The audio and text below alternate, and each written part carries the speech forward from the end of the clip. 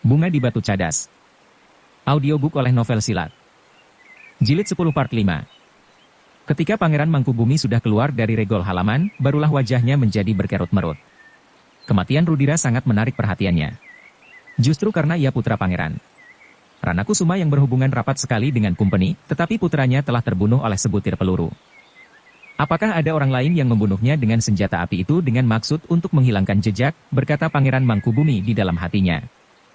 Namun selain perhatiannya yang besar terhadap kematian Rudira, sebenarnya lah ia ingin melihat, apakah putra Pangeran Rana Kusuma yang seorang ada di istananya juga.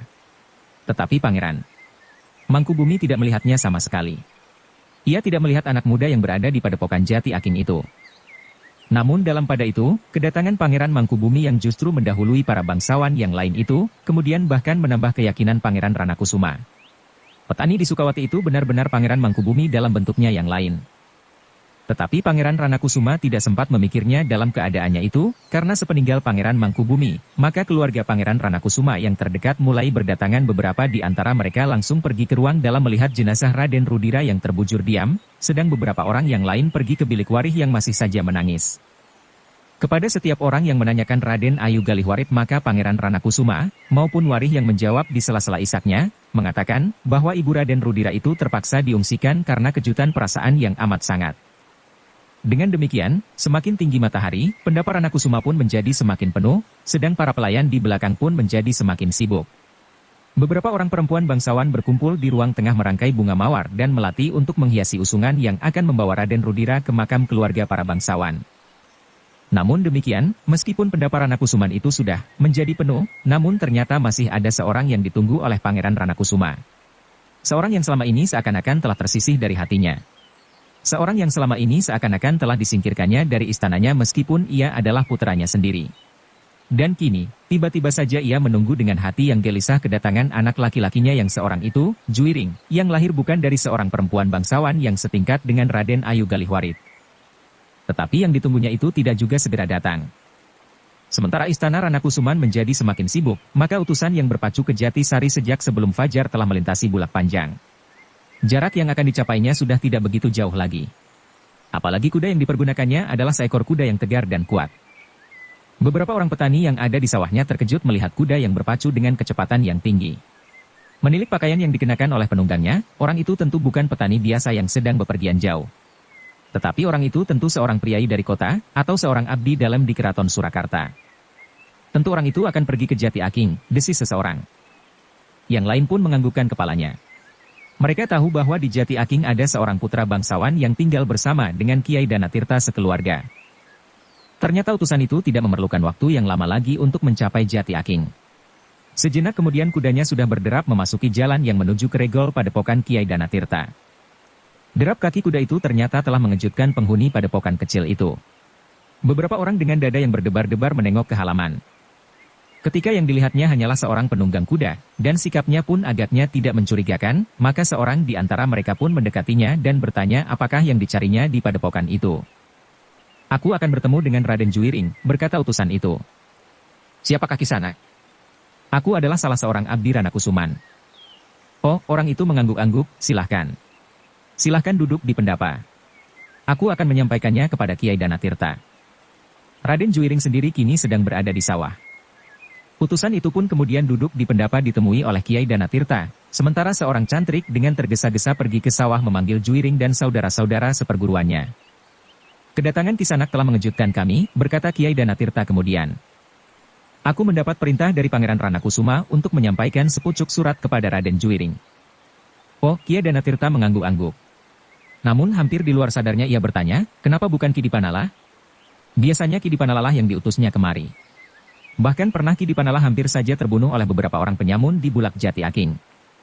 Utusan itu terdiam sejenak. Ia pun mengetahui bahwa biasanya Ki Dipanala yang mendapat tugas untuk menghubungi Raden Juiring. Tetapi agaknya kini Ki Dipanala sedang sibuk di istana Rana Kusuman sehingga ialah yang mendapat tugas pergi ke Jati Aking.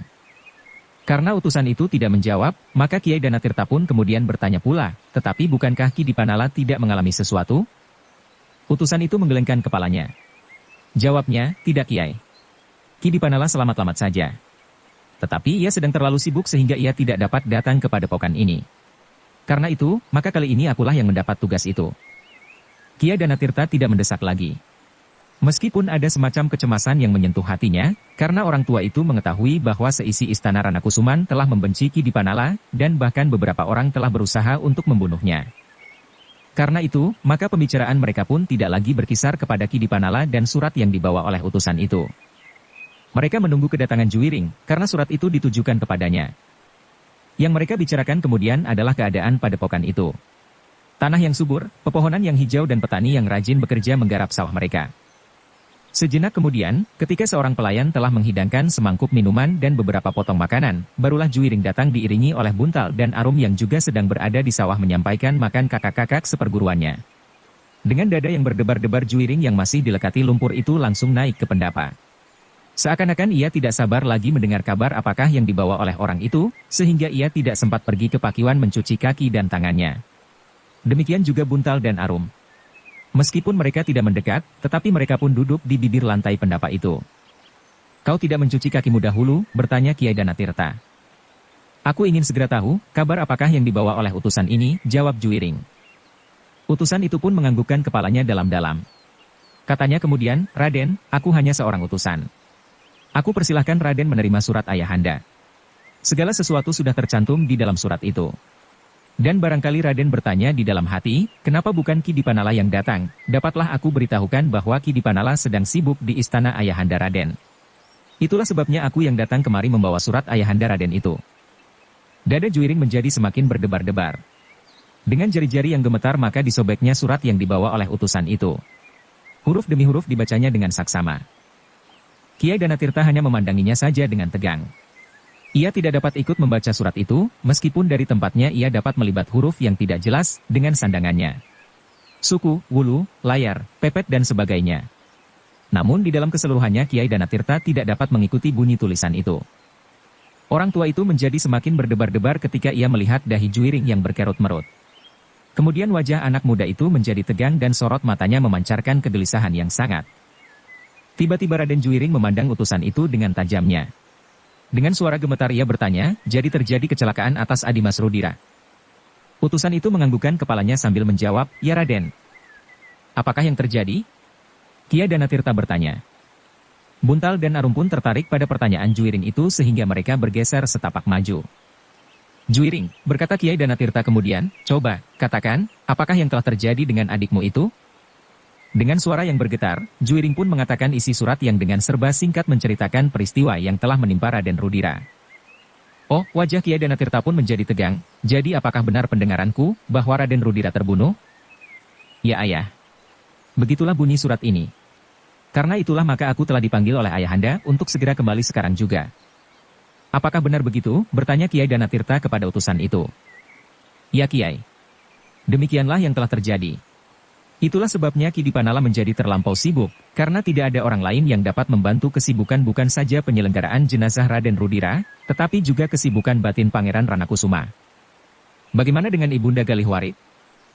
"Ibunda Raden Rudira telah menjadi pingsan untuk waktu yang sangat lama. Menurut pertimbangan ayahanda Raden, Ibunda Raden Rudira telah diungsikan ke istana Pangeran Sindurata." Raden Juwiring menarik nafas dalam-dalam. Namun yang tampak di wajahnya ternyata bukan saja kejutan perasaannya, tetapi juga kebimbangan dan bahkan kecurigaan. Terkilas di kepalanya apa yang pernah terjadi atas Ki Dipanala di Bulak Jatisari. Namun jika ia menyadari bahwa surat itu ternyata telah ditandatangani oleh ayahandanya sendiri, maka ia pun mulai mempercayainya. Apakah bukan sekedar sebuah tanda tangan palsu? Pertanyaan itu masih juga membersit di hatinya. Beberapa saat lamanya Juwiring merenungi surat itu. Ia terombang-ambing di antara percaya dan tidak. Dicobanya untuk meneliti tanda tangan yang tercantum di surat itu. Dan ia menganggap bahwa surat itu benar-benar telah dibuat oleh ayahandanya. Apakah ayahanda sekedar diperalat oleh Ibunda Galihwarit? Atau sebenarnya lah yang terjadi demikian? Juwiring selalu diganggu oleh berbagai pertanyaan, tetapi aneh jika Rudira terbunuh oleh peluru kumpeni. Namun bahwa itu suatu kecelakaan memang mungkin saja terjadi. Juwiring masih saja bimbang, sehingga ia tidak segera dapat mengambil keputusan. "Jika aku berkemas sekarang, dan kemudian berangkat maka jika benar-benar Rudira terbunuh, aku pun sudah terlambat untuk dapat menunggui keberangkatan jenazahnya, karena perjalananku tentu akan memakan waktu. Aku akan sampai di kota setelah gelap. Dan menjelang gerbang kota. Di dalam kegelapan itu banyak peristiwa yang dapat terjadi atasku. Seperti yang pernah terjadi atas Ki Dipanala, Juiring ternyata telah dilanda oleh kebimbangan yang tajam. Kemudian katanya pula di dalam hati, tetapi jika aku tidak pergi, dan sebenarnya lah yang terjadi demikian, maka ayahanda akan menunggu kedatanganku pula, sehingga baru besok akan dikuburkannya. Dalam pada itu, selagi Juiring dicengkam oleh kebimbangan, maka Kiai Danatirta pun berkata ke nadanya, Juiring, sebaiknya kau membersihkan dirimu lebih dahulu sambil mempertimbangkan apakah sebaiknya yang akan kau lakukan. Juiring menarik nafas dalam-dalam. Katanya, baiklah ayah. Aku akan pergi ke Pakiwan lebih dahulu, lalu katanya kepada utusan itu, tunggulah sebentar di sini. Aku akan berkemas.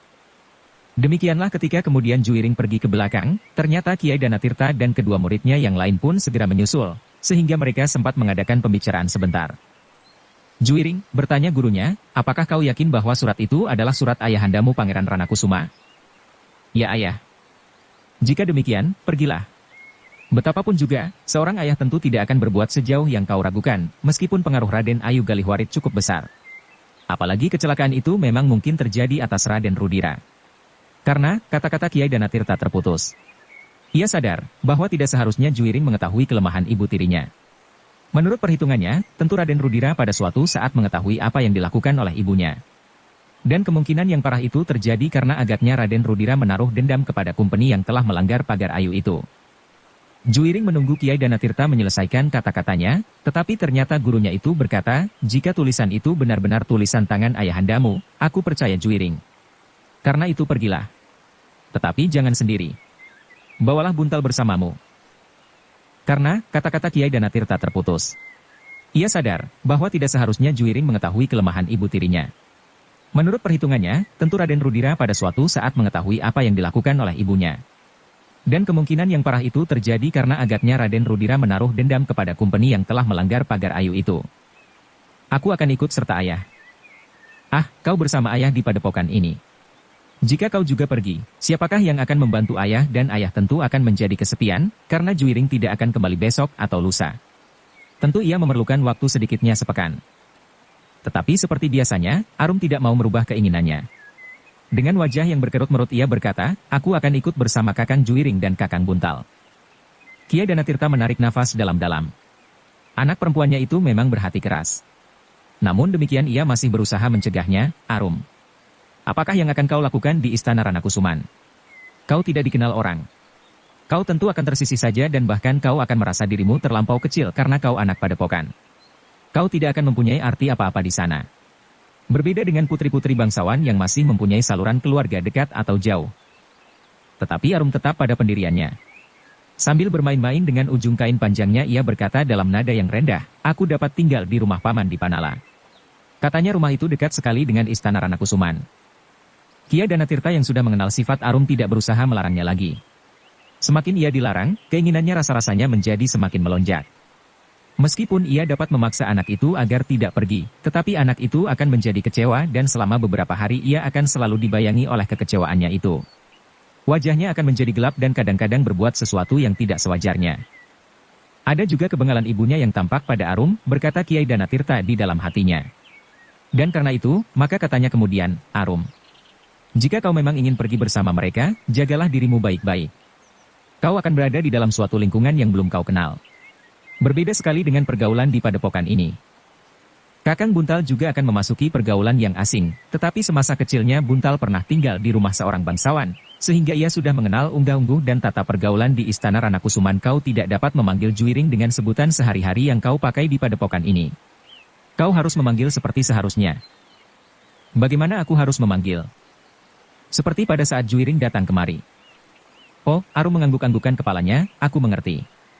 Aku harus memanggilnya Raden Juiring. Begitu, Juiring berdesah. Tetapi Kiai Danatirta menyahut, demikian memang seharusnya. Di dalam Istana Ranakusuman semuanya harus berlaku seperti seharusnya. Buntal pun harus memanggil sebutan itu selengkapnya. Kalian mengerti? Ketiga anak muda itu mengangguk, meskipun terbayang sepercik warna merah di wajah Juiring. Jika demikian bersiaplah. Kalian dapat segera berangkat meskipun kalian akan sampai ke kota sesudah gelap. Sebaiknya kalian makan dahulu bersama utusan itu. Bagaimanapun juga kalian tidak akan dapat mencapai saat keberangkatan jenazah itu jika memang hari ini jenazah itu akan dimakamkan. Demikianlah ketiga anak-anak muda itu pun segera berkemas, sementara seorang pelayan telah menyediakan makan bagi utusan yang duduk di pendapa. "Ah, seharusnya kami segera berangkat," berkata utusan itu. "Makanlah dahulu," berkata Kiai Danatirta kepada utusan itu pula, "jika benar hari ini jenazah itu dimakamkan, tentu kalian akan terlambat datang, makan atau tidak makan." Dan utusan itu pun kemudian tidak dapat menolak lagi.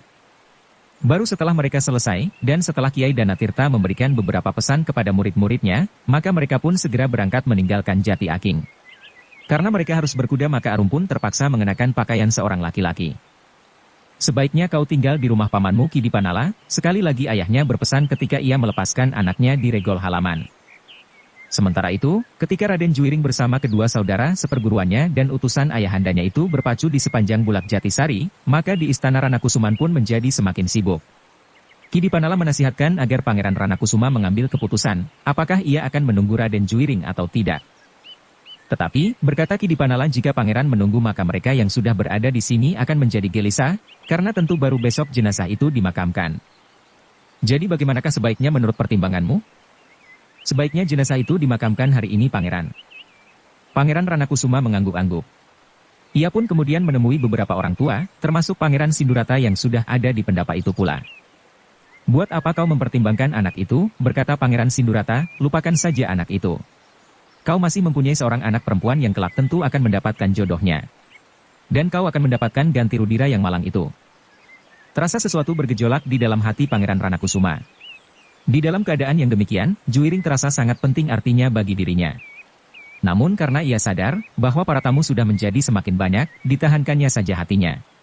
Meskipun di dalam hati ia berkata, "Jika Galihwarit sadar dan mulai bercerita tentang dirinya, baru kau tahu, kenapa aku membawanya kembali kepadamu." Dalam pada itu, kebanyakan dari orang-orang yang dianggap lebih tua berpendapat bahwa jenazah sebaiknya dimakamkan pada hari itu. Demikianlah selagi semua persiapan dilakukan untuk melakukan upacara pemakaman, para tamu telah dikejutkan oleh derap roda kereta yang memasuki halaman. Ternyata kereta itu adalah kereta perwira kumpeni. Agaknya beberapa orang kumpeni pun telah memerlukan hadir di dalam upacara pemakaman itu. Pangeran Ranakusuma pun kemudian menyongsong perwira-perwira kumpeni itu. Namun ia tidak dapat menahan gejolak di dalam hatinya. Jika ia melihat orang yang disangkanya menembak Rudira, apakah ia dapat menahan hati?